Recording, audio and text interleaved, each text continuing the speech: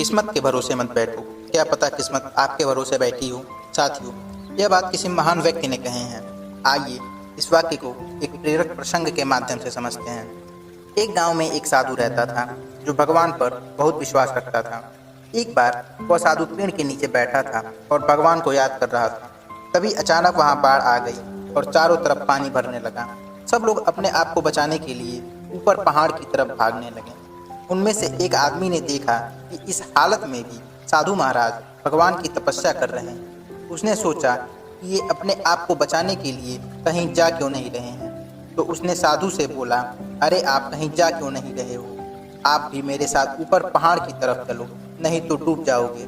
साधु बोले, अरे हमें क्या होगा, मैं भगवान की तपस्या करता हूँ, मुझे कुछ नहीं हो सकता, मुझे भगवान अपने आप बचाएंगे।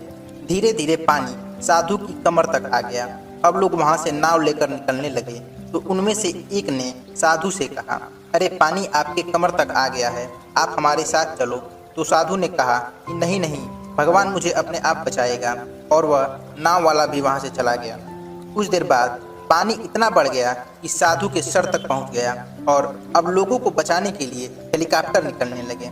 एक हेलीकॉप्टर साधु के पास आया जो कि आखिरी हेलीकॉप्टर था।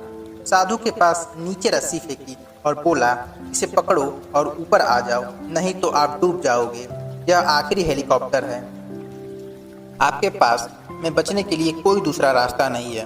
साधु ने कहा, यह रस्सी वापस ऊपर खींच लो और आप चले जाओ, मुझे भगवान के ऊपर पूरा भरोसा है, वह मुझे बचा लेगा।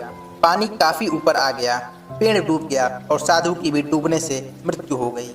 मरने के बाद साधु भगवान के पास गया और बोला, हे भगवान, मैंने पूरी जिंदगी आपकी तपस्या की, मैंने अपना सारा जीवन आपकी आराधना करने में लगा दिया और इतने भरोसे के साथ आपका इंतजार किया कि आप मुझे बचाने आएंगे, लेकिन वहां मेरी डूबकर मौत हो गई और आप नहीं आए, ऐसा क्यों? भगवान बोले, मूर्ख इंसान, मैं एक नहीं 3 बार आया था, वो तीनों बार मैं ही तो था, पहला पैदल, दूसरा नाव के द्वारा और तीसरा हेलीकॉप्टर के द्वारा, लेकिन तुमने मेरा एक भी अवसर पहचाना नहीं।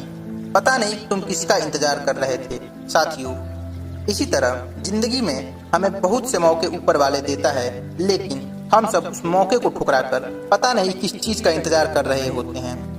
हम किस्मत के भरोसे बैठे रहते हैं और अपनी बात पर अड़े रहने से एक वक्त के बाद वो मौका हाथ से निकल जाता है और हम कुछ नहीं कर पाते। इसलिए किसी भी अच्छे समय का इंतजार मत करो, जो भी करना है आज और अभी से शुरू कर दो।